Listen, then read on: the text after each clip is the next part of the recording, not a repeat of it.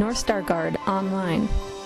A news and information service of the Minnesota National Guard.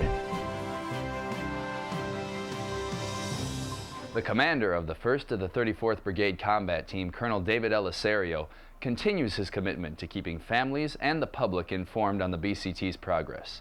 He brings us this update from Iraq. Greetings to everyone back in the U.S. I am Colonel David Elicerio, commander of the 1st Brigade Combat Team, 34th Infantry Division in Iraq. The Red Bulls are a 5,000 soldier brigade arrayed across the battlefield of Iraq. We are currently stationed at 5 forward operating bases and are now entering our 14th month of combat. While our primary mission is theater security, the Red Bulls continue to conduct full spectrum operations. We have led high intensity combat missions complete with Bradley fighting vehicles, mortar, artillery, unmanned aerial vehicles, and close air support. Our military training teams have led some of the first ever joint patrols in the infamous Al Anbar province, and our civil military operations have invested $23 million in gaining local populace support, continuing to better the life and future of Iraq and its children. Know that your soldiers have and continue to make a meaningful contribution to this fight, and our time here has made a difference. Some of our key accomplishments include driving over 4,500 convoy escort missions and over 2.2 million miles for missions, discovering hundreds of IEDs before they've detonated, increasing our equipment readiness rate from 72 to 98%, re-enlisting more than 1,100 soldiers for $17 million in bonuses, conducting hundreds of joint patrols with Iraqi security forces, completing 107 reconstruction projects worth $11 million, building or upgrading 7 reverse osmosis water purification plants, providing clean water for tens of thousands of Iraqis, and building 90 miles of roads in Dekar. As always, the cost has been steep for us as a nation, states, brigade, family, and as individual soldiers. My deepest sympathy goes out to those who have lost loved ones, and I pray for the speedy recovery of the wounded. May we continue to ensure they receive the care they deserve. In addition to remembering the fallen, we must also thank those who supported us throughout our deployment. In particular, I want to thank the following 3 groups. First, thanks to our families and friends who rose to the challenge and did a great job of taking care of life back home while still supporting us here. You are truly the unsung heroes of this war and deserve much credit. Every Red Bull in Iraq knows how important family and friends are during times like this. We are deeply indebted to you. It is truly not the next birthday, anniversary, holiday, and vacation we look forward to, but moreover the simple day-to-day life with you again. Second, thanks to our rear detachments who have again proven their value taking care of us despite reduced staff, a greater portion of new enlistees, and the challenges of the transformation.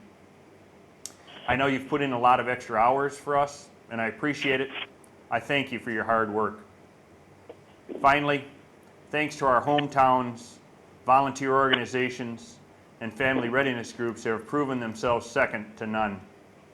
In case you didn't hear, you broke the attendance record at our Camp Shelby departure ceremony. More families and friends traveled to Mississippi to support this brigade than from any other state they've trained, including Mississippi itself.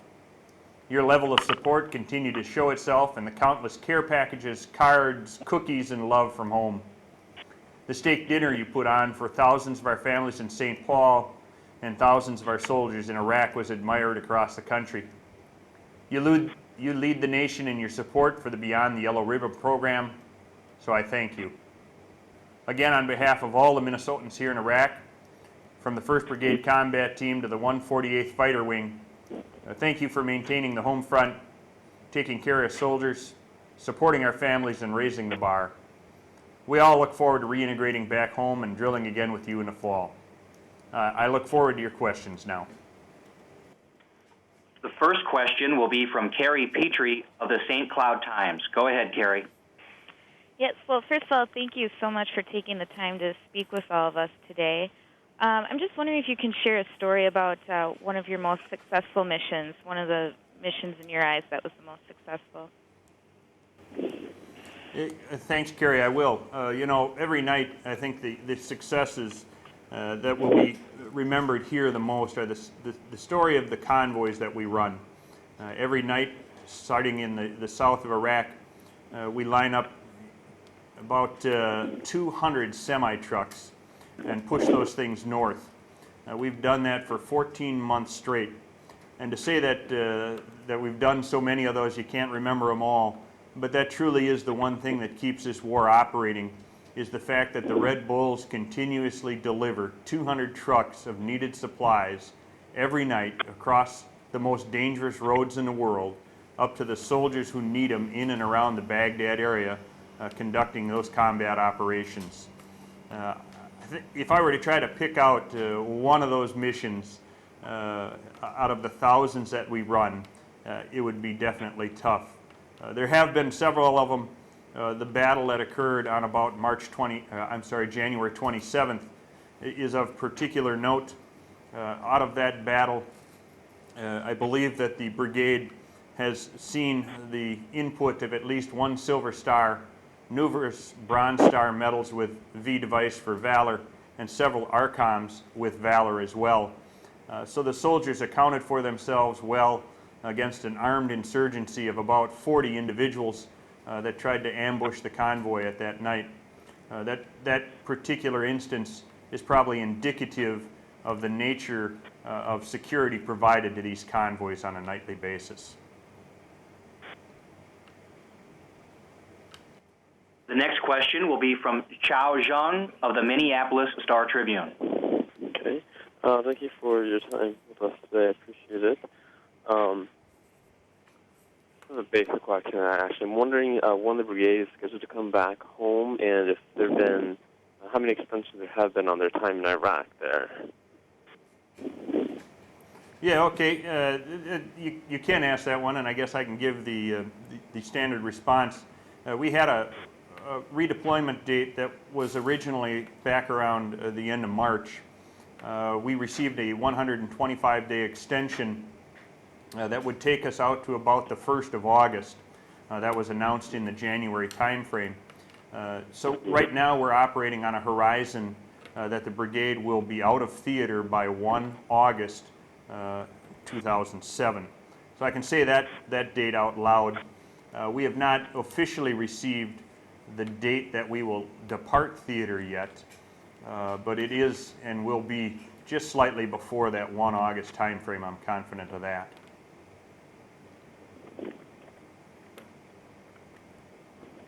The next question will be from Lisa Chiava of WCCO Television in Minneapolis. Thank you so much for taking the question. It has been said that the Minnesota National Guard will have served more time in a war zone than any other National Guard units for this conflict. How are you maintaining kind of morale and just your mental sharpness? And do the soldiers discuss that landmark? Well, okay, it is a fair question. I believe we've done the research. I think we've checked as many dates as we possibly can. It is an honor to believe that the 1st Brigade Combat Team, 34th Division, will have spent the most consecutive days in combat for any brigade assigned over here in this theater. So that, I believe, is a true statement if we hold to the timeline as currently proposed.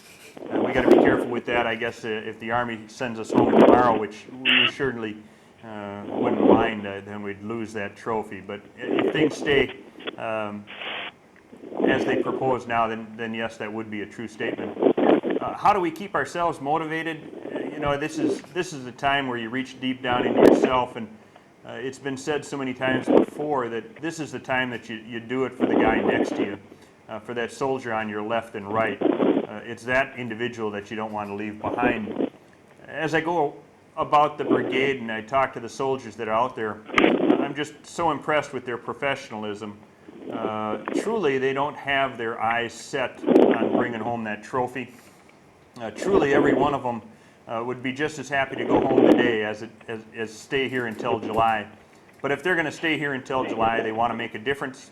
They want to get it done right, and they want to know that they carried their portion of the load and left here when the job was done. So it doesn't take a lot to help keep these soldiers motivated. I guess the moving of that date was quite a shock to some of them. They weren't real happy with the extension, but we're well past that now. Morale has returned. We're doing okay. Thank you.